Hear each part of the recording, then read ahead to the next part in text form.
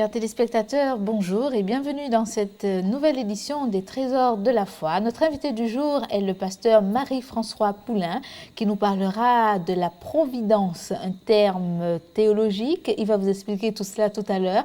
Nous allons retrouver en fin d'émission du chant choral. Vous retrouvez comme à l'accoutumée le lexique, mais tout de suite je vous propose d'écouter le verset du jour. Lamentation de Jérémie, chapitre 3, versets 37 et 38. Qui dira qu'une chose arrive sans que le Seigneur l'ait ordonné? N'est-ce pas de la volonté du Très-Haut que viennent les maux et les biens? Pasteur Marie-François Poulain, bonjour. Bonjour Marilyn et bonjour aux téléspectateurs. Vous avez choisi de nous parler de la providence ou encore la providence de Dieu. C'est un sujet assez théologique, difficile, oui, non? Assez théologique, mais pas difficile. Qu'entendez-vous par la providence ou la providence de Dieu pour nos amis téléspectateurs qui ne connaîtraient peut-être pas ou très peu les Écritures? Le terme providence vient du latin providere qui signifie pouvoir. Oui. Il désigne la toute-puissance de Dieu, la sagesse suprême avec laquelle il conduit tout. Oui.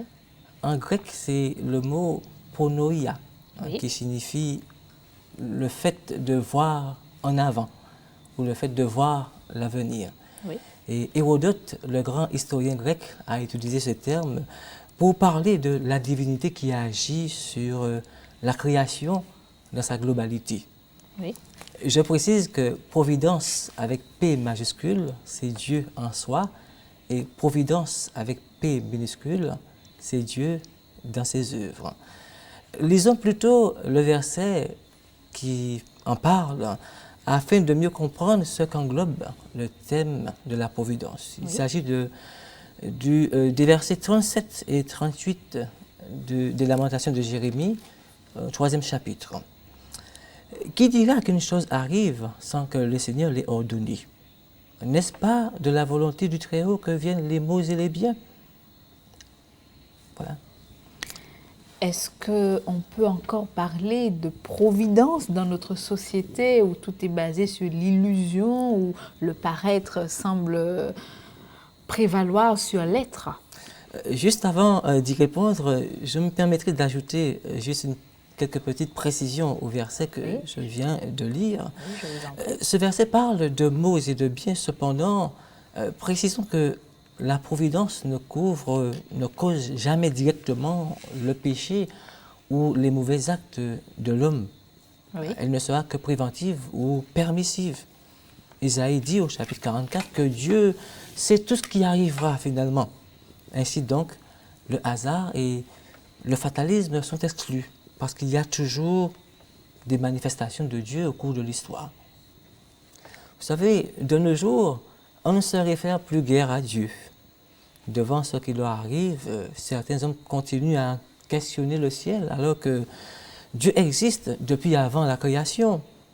Il a entrevu le terme et l'origine de ce monde qu'il a créé. Il serait inouï de se ranger du côté de ceux qui pensent que Dieu s'est retiré après avoir créé.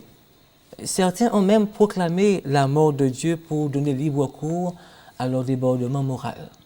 Mais quelles peuvent être les véritables motivations de ceux qui proclament la mort de Dieu? Pourquoi, et certains se demandent pourquoi Dieu ne s'est pas manifesté lorsque justement ces personnes ont proclamé sa mort, et pourquoi Dieu ne s'est pas manifesté lorsque son peuple, les chrétiens, ont été gazés, et pourquoi Dieu ne s'est pas manifesté lorsqu'il y a eu la bombe atomique par exemple? Affirmer que Dieu est mort relève, à mon avis, d'une certaine facilité intellectuelle. L'hypothèse Dieu n'a jamais été écartée lors de cataclysmes. Il a toujours été accusé de ne pas s'occuper du monde. Cependant, Dieu n'est pas mort. Souvent, il résiste à ceux qui ne l'appellent que pour satisfaire leurs désirs. Au lieu de parler de la mort de Dieu, on peut parler, je dirais, d'obscurité, d'éclipse, d'absence ou de silence de Dieu caché ou obscur. N'y a-t-il pas là un paradoxe? Les hommes déçus ont le sentiment que Dieu se cache. ou encore que Dieu est caché. Ce paradoxe est présent dans la Bible. Si on prend par exemple les psaumes 22, 30, 69 et 88, et dans les expériences, mauvaises expériences du désert, Dieu cache sa face lorsque son peuple se détourne de lui. Ésaïe, il dit au chapitre 59, verset 2, que nos péchés mettent une séparation entre Dieu et nous. Le juste, comme Job, peut aussi faire l'objet de l'éloignement de Dieu. On peut être confiant en la providence et traverser les zones de turbulence, d'éclipse, de doute ou de nuit. Qu'il soit ressenti comme présent ou caché, finalement, Dieu est toujours là. La révélation biblique ne cesse d'inviter à la foi. C'est la foi qui nous permet de reconnaître l'intervention de Dieu dans l'histoire. Mais pourquoi est-ce si difficile pour certains de croire l'affirmation selon laquelle il existerait un Dieu tout-puissant, omniscient, omniprésent qui gouverne le monde? Plusieurs raisons sont à l'origine de cette méconnaissance de la providence. On peut retenir par exemple la suprématie accordée aux sciences, la consultation de l'astrologie qui est contraire à la volonté de Dieu. On peut retenir également les échecs individuels, les naufrages collectifs, les victimes qui crient justice. Les gens ont le sentiment de ne trouver aucun sens à leur vie, ce qui ne laisse aucune chance à l'invocation d'une quelconque providence. Si la foi n'y est pas, finalement, on ne trouvera qu'un ciel vidé de Dieu. Mais la crise ou la question de la providence apparaît dans toute son intensité devant une catastrophe naturelle, devant la perte de notre chair. On se demande, mais Dieu, où est-il? Que fait-il? Mais en dépit de tout, peut-on dire que Dieu agit et comment? L'agir de Dieu est constant. Oui. Dieu agit. Il agit là où il y a la foi, finalement. Oui. Dieu agit, c'est une question de langage. On ne doit pas chercher l'agir de Dieu, l'épreuve de son agir dans des choses extraordinaires. Dieu agit dans une partie de l'humanité qui s'exprime finalement. Le langage de la foi n'a pas la même visée que celui de la science ou de l'histoire. La création, par exemple, dit Dieu. Dieu agit à travers l'homme qui comprend, je dirais, son rôle dans la société et dans la vie de celui qui est en quête de libération. Dieu est à l'œuvre, il agit en tant que créateur et sauveur. Dans l'histoire de la Bible, comment l'action souveraine et mystérieuse de Dieu s'est-elle manifestée? Dans la Genèse, au chapitre 28, verset 15, Dieu a veillé sur Joseph. Oui. Le mal que ses frères voulaient lui faire, Dieu l'a tourné en bien afin de sauver la vie à un peuple nombreux. Autre exemple, dans la Bible, Moïse est lâché dans le fleuve, puis sauvé. Élie a été nourri par les corbeaux. Dans certains psaumes, par exemple les psaumes 145, 104, 36 et 149, Dieu donne la nourriture aux animaux comme aux hommes, aux bons comme aux mauvais. Dieu est en contrôle de tout. Il dispose de tout afin que tous le cherchent.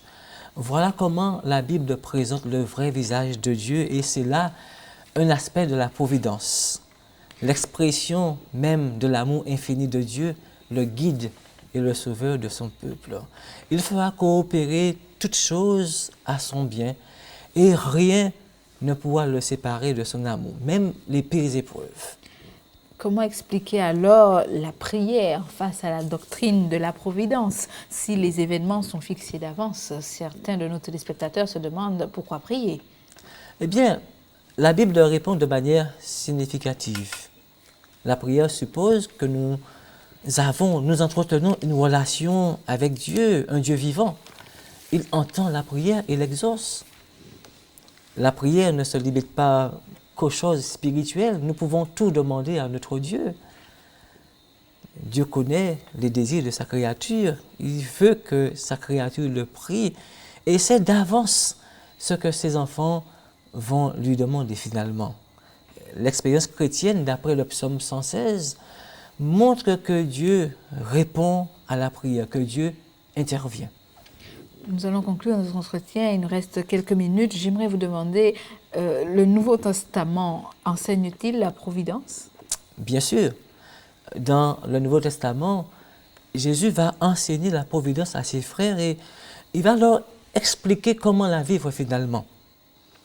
Il voit la lourde tâche, la tâche difficile de prêcher l'espérance et de la placer au cœur des hommes en leur faisant comprendre comment il est un père qui veille sur ses créatures, qu'ils ne doivent ni s'inquiéter du lendemain, mais ni craindre pour leur vie, car leur Père céleste sait ce dont ils ont besoin, d'après Matthieu 6, versets 25 et suivants.